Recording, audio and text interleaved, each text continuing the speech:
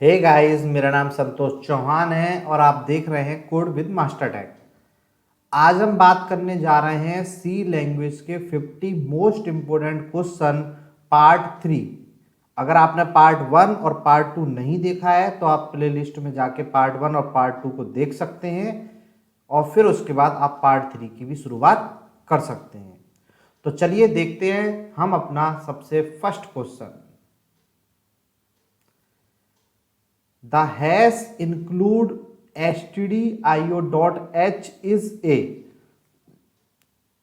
यानी कि जितनी भी हमारी हैश इंक्लूड होती हैं इन सबको हम क्या बोलते हैं। Option number A inclusion directives, B file inclusion directives, C preprocessor directives या नन ऑफ द अबव। तो देखिए जितनी भी हैश इंक्लूड stdio.h हो या हैश इंक्लूड tonio.h हो इन सबको हम प्री प्रोसेसर डायरेक्टिव बोलते हैं। क्लियर है। Question number 2, we can achieve the modulus for float by, यानी कि अगर हमें फ्लोट की वैल्यू का मॉडुलस निकालना है तो देखिए इंटीजर का निकालने के लिए तो आप परसेंटेज का यूज करते हैं, लेकिन फ्लोट का आप कैसे निकालेंगे। तो ए ऑप्शन है एक्स मॉड वाई या मॉडुलस नाम का फंक्शन एक्स कॉमा वाई या F mod X comma Y या मॉड एक्स कॉमा वाई। तो देखिए फ्लोट में मॉडुलस निकालने के लिए जो फंक्शन यूज होता है वो होता है F mode x comma y, यानी कि राइट आंसर है आपके पास C. Question number 3, which of the following is a collection of the same data type, यानी कि इनमें से वो कौन सा डेटा टाइप होता है जो कि सेम सिमिलर टाइप की वैल्यू को अपने अंदर स्टोर करता है। स्ट्रक्चर, स्ट्रिंग, एरे या ऑल ऑफ दीज। तो देखिए इसका राइट आंसर है C array. Array is the collection of the homogeneous और सेम डेटा वैल्यू।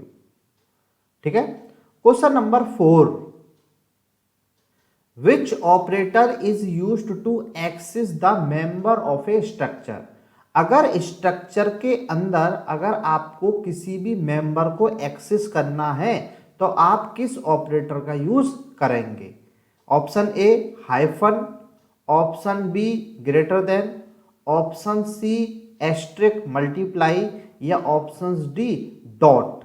तो देखिए आपको स्ट्रक्चर में मेंबर को एक्सेस करने के लिए जिस डेटा ऑपरेटर का यूज करेंगे उसका नाम होता है डॉट, डी ओ टी, और यहां पर आपके सामने सिंबल है। Question number 5, which of these is a user defined data type in C. User defined data types का मतलब होता है कि जो यूजर डिफाइन करता है। एक होते हैं प्री डिफाइन जो पहले से डिफाइन है, एक होता है यूजर डिफाइन। तो इंट, यूनियन, कैर या ऑल ऑफ दीज। तो देखिए इंट और कैर जो होते हैं वो तो प्री डिफाइन पहले से डिफाइंड डेटा टाइप है। यूनियन जो डेटा टाइप होता है उसको हम डिफाइन करते हैं। तो 5th का जो राइट आंसर है वो है B. Question number 6, a union can contain data of different data types, true और फॉल्स। देखिए हमारा जो स्ट्रक्चर होता है वो कलेक्शन होता है डिफरेंट डेटा टाइप का। तो क्या यूनियन भी हमारा कलेक्शन होता है डिफरेंट डेटा टाइप का। तो ये बिल्कुल सही आंसर है, ट्रू। हमारा यूनियन और स्ट्रक्चर दोनों ही डिफरेंट यानी कि हिट्रोजीनियस डेटा टाइप का कलेक्शन होता है। क्लियर है। चलिए बढ़ते हैं क्वेश्चन नंबर 7 की ओर। Which keyword is used to define a union. Union को डिफाइन करने के लिए हम किस कीवर्ड का यूज करते हैं। Option number A UN, option number B union सब स्मॉल में, या option number C union but U capital में, या नन ऑफ दीज। तो देखिए इसका राइट आंसर होता है बी यूनियन, सब कुछ स्मॉल में।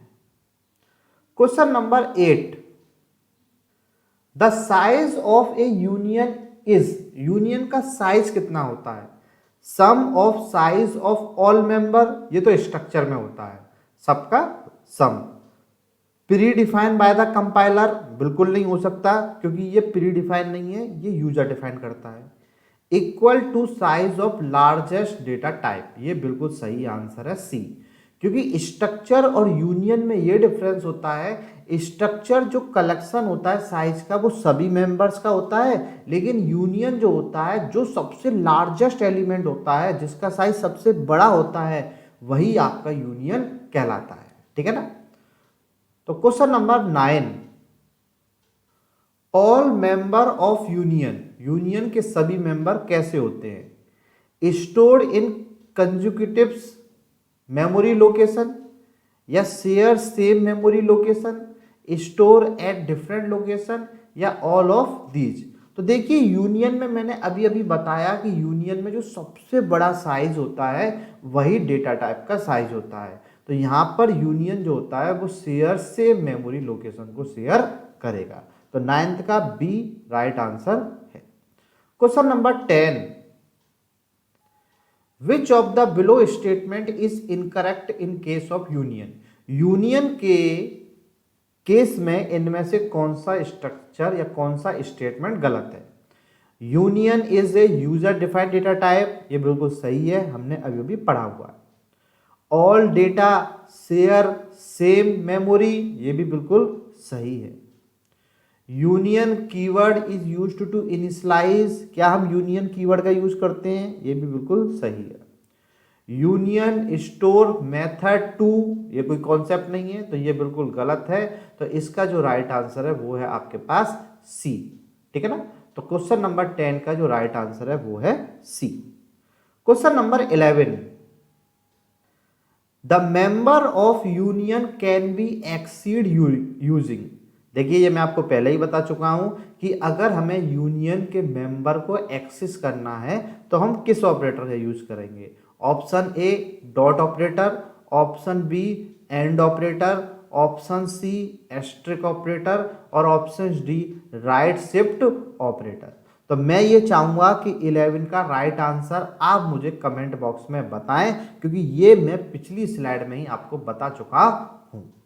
बढ़ते हैं क्वेश्चन नंबर 12 की ओर। In which case union is better than structure, यानी कि किस केस के अकॉर्डिंग जो यूनियन जो होता है वो स्ट्रक्चर से बेटर होता है।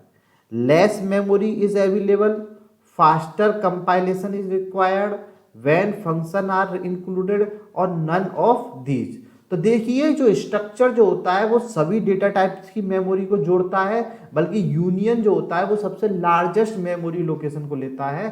तो स्ट्रक्चर के मुकाबले में यूनियन जो बेटर है वो लेस मेमोरी लेता है as compare to structure. Question number 13, which is the correct syntax to define a और क्रिएट ए यूनियन। तो हमने लिया यूनियन, यूनियन का नाम ब्रैकेट स्टार्ट सेमीकोलन, बिल्कुल सही है, हम ऐसे ही लेते हैं। स्ट्रक्चर के लिए बस यहाँ पे स्ट्रक्ट कीवर्ड लग जाता है, फिर स्ट्रक्चर का नाम कर्ली ब्रैकेट लास्ट में सेमीकोलन जरूर लगता है। दूसरा union, union name curly bracket, यहाँ पर सेमीकोलन नहीं लगाया इसलिए ये गलत है। यूनियन, यूनियन नेम यहाँ पे पैरेंथेसिस ले लिए हैं, ये बिल्कुल गलत है। यहाँ पे यू कैपिटल कर दिया है वो बल्कि पॉसिबल नहीं है, तो ये भी बिल्कुल गलत है। तो 13 का राइट आंसर है आपके पास A. Question number 14, the definition of the function abort is which header file, यानी कि अवॉर्ड नाम का फंक्शन किस हेडर फाइल के अंदर होता है। stdlib.h, assert.h, stdio.h, stdarg.h। तो राइट आंसर है आपके पास A stdlib.h। Question number 15, what is a function in C, function क्या होता है। User defined data type, block of code which can be reused, declaration syntax या नन ऑफ दीज। तो तो देखिए फंक्शन का जो मेन काम ये होता है कि उसमें एक ब्लॉक ऑफ कोड होता है और उस फंक्शन को बनाने के बाद उसको हम कई बार रीयूज कर देते हैं, ठीक है ना। अगर आप मैथ में बात करें तो मैथ में एक फंक्शन होता है एसक्यूआरटी, स्क्वायर रूट निकालने के लिए, तो किसी ने बना दिया है, हम उसको यूज करते हैं, हर कोई उसको यूज करता है। तो function is a block of code which perform specific task and which can be reuse many number of times. Question number 16, function in C can accept multiple parameter. क्या फंक्शन के अंदर हम मल्टीपल पैरामीटर डाल सकते हैं, true और false? तो answer है बिल्कुल true.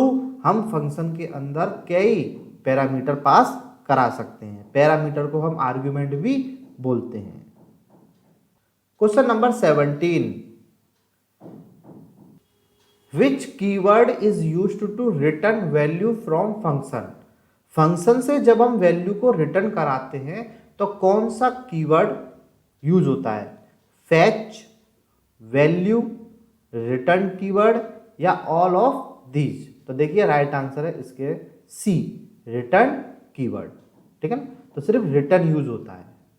Question number 18, which of these is not a valid parameter passing method in C. इनमें से कौन सा पैरामीटर के केस में वैलिड नहीं है? Call by value, call by reference, call by point या ऑल ऑफ दीज? तो देखिए कॉल बाय वैल्यू भी होता है, कॉल बाय रेफरेंस भी होता है। कॉल बाय की जगह अगर पास बाय वैल्यू होता है, पास बाय रेफरेंस भी होता है, कॉल बाय एड्रेस भी होता है, लेकिन कॉल बाय पॉइंट कुछ भी नहीं होता। तो C is the right answer. Question number 19, a C program contain. C के प्रोग्राम के अंदर क्या कम से कम होना चाहिए? At least one function, no function, no value from command line या ऑल ऑफ दीज? तो देखिए आपके प्रोग्राम में कम से कम एट लीस्ट एक फंक्शन तो होना चाहिए, या फिर सी का प्रोग्राम रखता है। क्वेश्चन नंबर 20,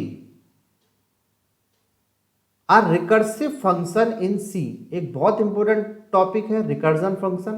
रिकर्जन फंक्शन वो फंक्शन होता है जो खुद अपने आप को काफी बार कॉल करता है, यानी कि कॉल इटसेल्फ। तो ऑप्शन है ए है call itself again and again, या B loop over a parameter, या सी रिटर्न मल्टी वैल्यू, या डी नन ऑफ दीज? तो देखिए इसका राइट आंसर है A, call itself again and again. Question number 21, the scope of a function is limited to.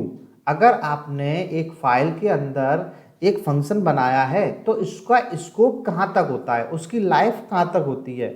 Current block तक, only function तक, whole file तक, या directory तक?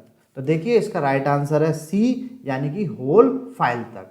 जब तक आप फाइल को क्लोज नहीं करोगे या पूरी की पूरी फाइल में उसका स्कोप रहेगा, दूसरी फाइल में उसका कोई भी स्कोप नहीं रहेगा।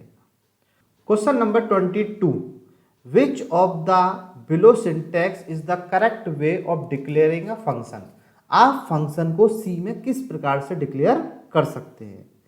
रिटर्न फंक्शन का नाम पैरेंथेसिस ब्रैकेट। देखिए ये बिल्कुल गलत है, क्योंकि यहाँ पर डिक्लेरेशन की तो कोई बात हुई नहीं।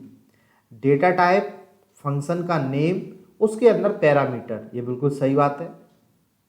वॉइड फंक्शन का नेम, पैरामीटर नॉट अलाउ, ये बिल्कुल गलत है।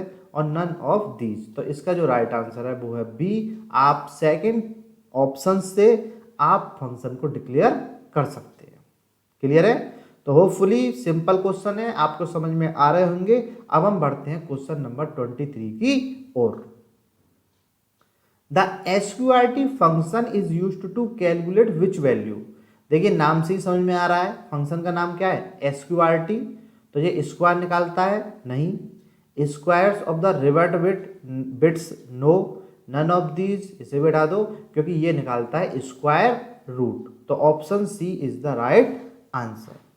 Question number 24, what will be the output of the following C program. इस प्रोग्राम का क्या आंसर आएगा?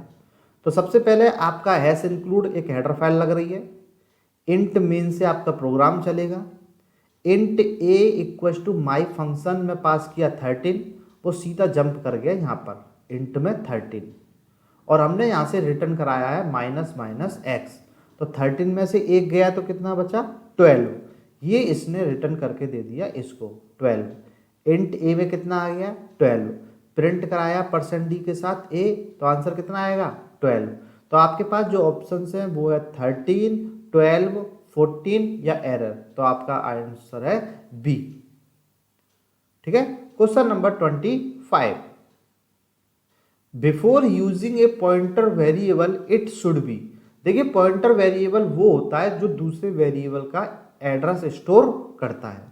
तो पॉइंटर वेरिएबल यूज करने से पहले हमें क्या क्या करना चाहिए, पॉइंटर को डिक्लेयर करना चाहिए, जी बिल्कुल, पॉइंटर को इनिशियलाइज करना चाहिए उसमें वैल्यू, बिल्कुल, बोथ ए एंड बी, बिल्कुल सही है, तो इसका राइट आंसर है C, both A and B.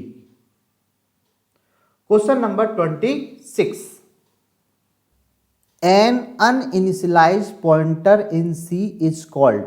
अगर सी लैंग्वेज में आपने पॉइंटर को इनिशियलाइज नहीं किया है तो उस पॉइंटर को क्या बोलते हैं? Option A void pointer, option B empty pointer, option C invalid pointer या ऑप्शन डी वाइल्ड पॉइंटर। तो अगर आपने किसी पॉइंटर को इनिशियलाइज नहीं किया है तो उस पॉइंटर को हम बोलते हैं वाइल्ड पॉइंटर। क्लियर है? ये एक आपको एमसीक्यू लर्न करना है, याद करना है।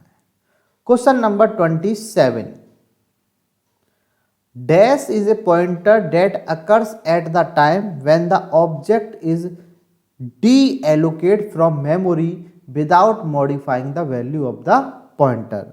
वो इनमें से कौन सा पॉइंटर कहलाता है जो ऑब्जेक्ट को दोबारा से डीएलोकेट करता है विदाउट उसकी वैल्यू को मॉडिफाई करे हुए? Dangling pointer, wild pointer, void pointer या नल पॉइंटर? तो ऐसे पॉइंटर को हम बोलते हैं dangling pointer. Question number 28, a dash can be assign the address of any data type. वो कौन सा पॉइंटर होता है जो किसी भी डेटा टाइप के एड्रेस को असाइन करता है? Dangling pointer, wild pointer, void pointer या नल पॉइंटर? तो 28 का जो राइट आंसर है वो है void pointer. Question number 29, which pointer is called general purpose pointer. किस पॉइंटर को हम जनरल पर्पज पॉइंटर कहते हैं? डैंगलिंग पॉइंटर को, वाइल्ड पॉइंटर को, वॉइड पॉइंटर को या नल पॉइंटर? तो 29 का जो आंसर है वो है वॉइड पॉइंटर को ही हम जनरल पर्पज पॉइंटर कहते हैं। Question number 30, pointer arithmetic is not possible on. किस पर अर्थमेटिक ऑपरेशन परफॉर्म नहीं हो सकता?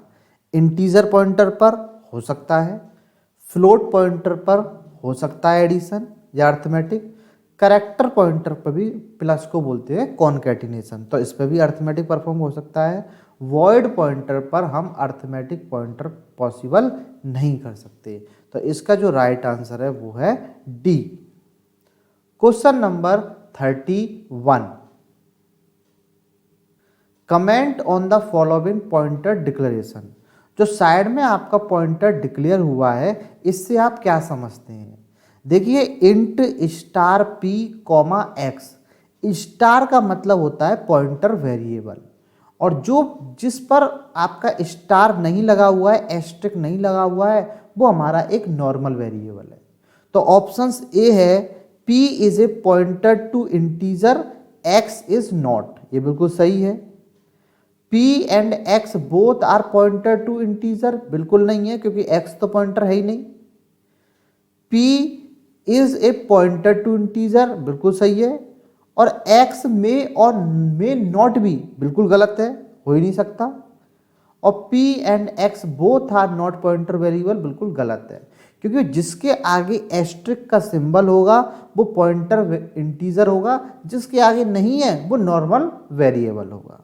तो 31 का राइट आंसर है A. Question number 32, what will be the output of the C code? Hash include stdio.h int main x बराबर है 10 और स्टार ptr एक पॉइंटर वेरिएबल है जिसने एड्रेस होल्ड कर रखा है किसका? x का। फिर एक स्टार ptr है जिसमें वैल्यू कितनी है? 20 और हमसे प्रिंट कराया है x। तो देखिए जब भी स्टार जो होता है वो वैल्यू के लिए होता है और एंड का साइन जो होता है वो एड्रेस के लिए होता है। तो अब हमारे जो पॉइंटर टाइप का जो वेरिएबल है उस x पर कितनी वैल्यू है? 10, 20, एरर या आ गार्बेज वैल्यू। तो अभी जो लेटेस्ट पीटीआर में जो वैल्यू है वो है हमारी 20। तो 32 का जो राइट आंसर है वो है B. Question number 33, which is a valid expression in C language? इनमें से कौन सा वैलिड एक्सप्रेशन है सी लैंग्वेज में? Int my num equal to 100000। देखिए यहाँ पे कॉमा लगा दिया है तो ये वैलिड एक्सप्रेशन नहीं है बिल्कुल। इंट वेरिएबल का नाम जिसमें अंडर स्कोर है और 1 लाख, ये बिल्कुल सही है। इंट वेरिएबल का नाम माई नम पर बीच में स्पेस है, ये बिल्कुल गलत है। और इंट माई नम फिर से स्पेस है और 2 इक्वल भी है, ये भी बिल्कुल गलत है। तो B is the correct answer. Question number 34, what is the correct syntax to declare pointer to pointer double pointer? हम डबल पॉइंटर को किस प्रकार से डिक्लेयर कर सकते हैं? टाइप किसी भी डेटा टाइप का हो, टू स्टार पॉइंटर का नेम, टाइप स्टार एंड का साइन पॉइंटर का name, type star bracket pointer का नाम फिर स्टार, टाइप 2 स्टार पॉइंटर का नाम। तो ये ए वाला बिल्कुल करेक्ट है कि आपने कह दिया int star star P.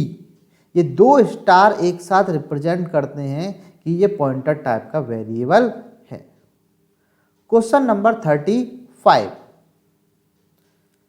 What is PTR in the given statement? इस स्टेटमेंट में पीटीआर कैसा वेरिएबल है या क्या है?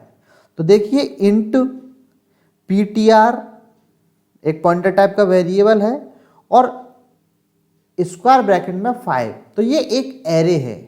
क्लियर है?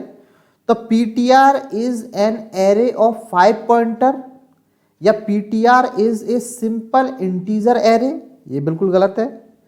PTR is a pointer to 5 element integer array, ये बात बिल्कुल सही है कि पीटीआर जो है वो तो एक पॉइंटर टाइप का वेरिएबल है जिसके अंदर 5 एलिमेंट हम ले सकते हैं। तो 35 का C is the correct answer.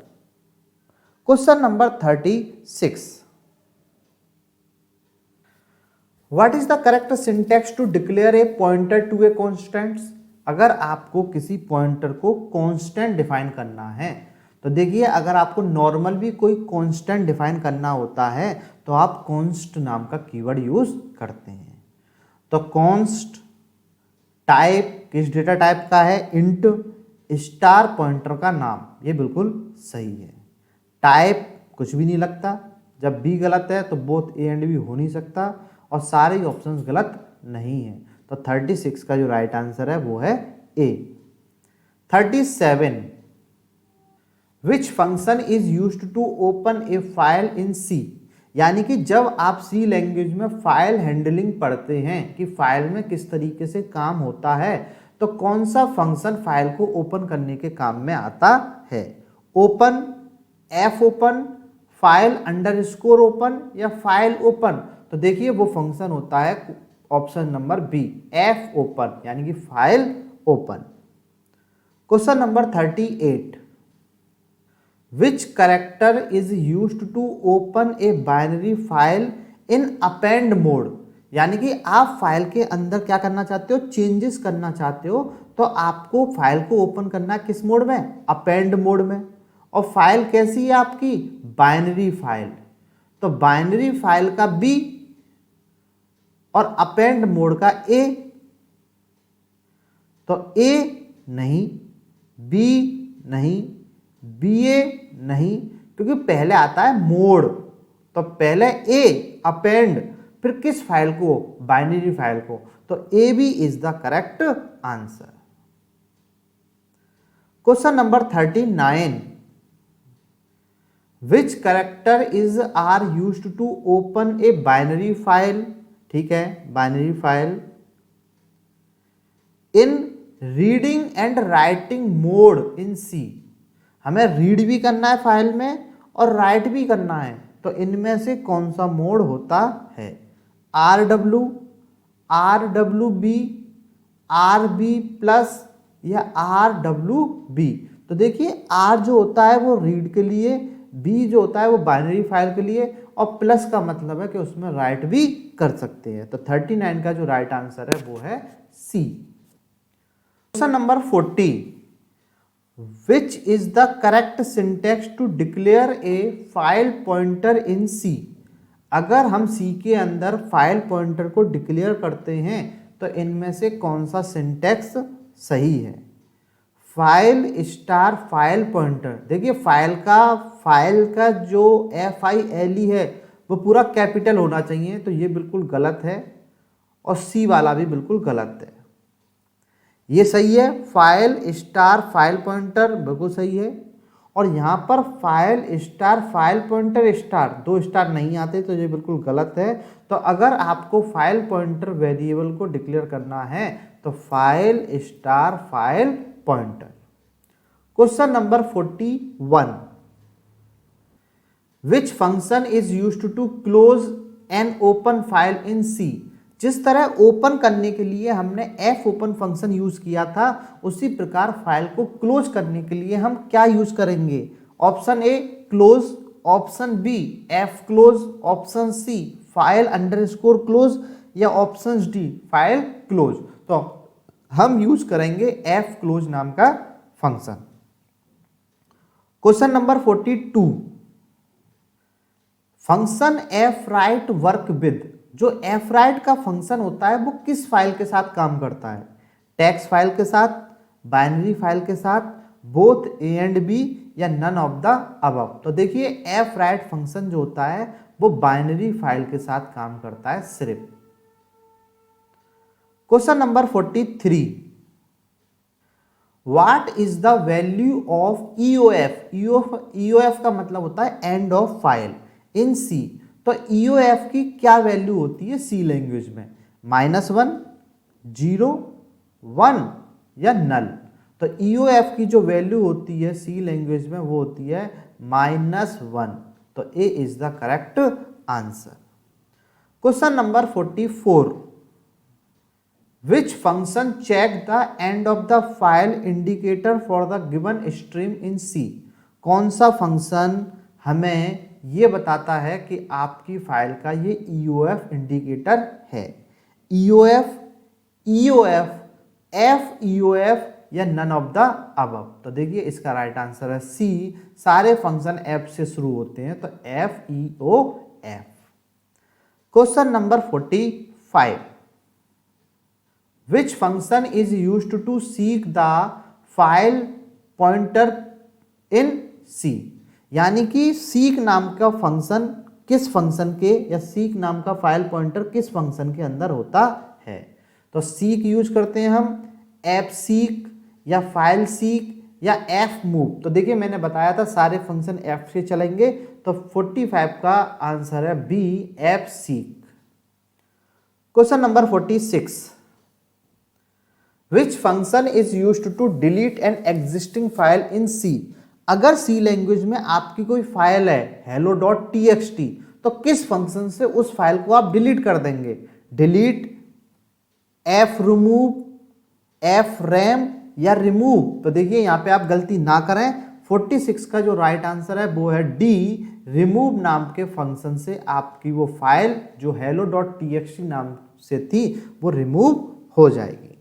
Question number 47, what is CPP in C programming. देखिए CPP का मतलब वैसे C++ भी होता है, लेकिन C प्रोग्रामिंग में इसका क्या मतलब होता है, C processing platform, C preprocessor, C preform या नन ऑफ दीज। तो देखिए इसका राइट आंसर है B, C preprocessor. Question number 48, which symbol is used to begin a preprocessor? At the rate, exclamatory, hash या all of these. तो देखिए preprocessor कौन सी होती है? Hash include stdio.h। तो प्री प्रोसेसर किससे स्टार्ट हो रही है? हैश सिंबल से। तो सी आंसर करेक्ट है। Next question 49, which of these is a valid preprocessor in C? इनमें से कौन सा वैलिड प्री प्रोसेसर है? हैश इंक्लूड, ये सब हम जानते हैं। हैश इफ, देखियो ऐसा भी होता है, भले ही चाहे आपने यूज ना किया हो, लेकिन हैश इफ भी होता है, हैश इंक्लूड भी होता है, हैश एरर भी होता है, यानी कि all of these. Question number 50, if the two string are identical then strcmp function return. यानी कि दो स्ट्रिंग अगर बिल्कुल सेम है, राम और राम, तो strcmp फंक्शन मतलब होता है str कंपेयर करना। तो वो क्या वैल्यू रिटर्न करेगा? -1, 1, 0 या ट्रू। तो देखिए दो स्ट्रिंग अगर आपस में सेम है तो str फंक्शन जो होता है वो रिटर्न करता है 0। ठीक है।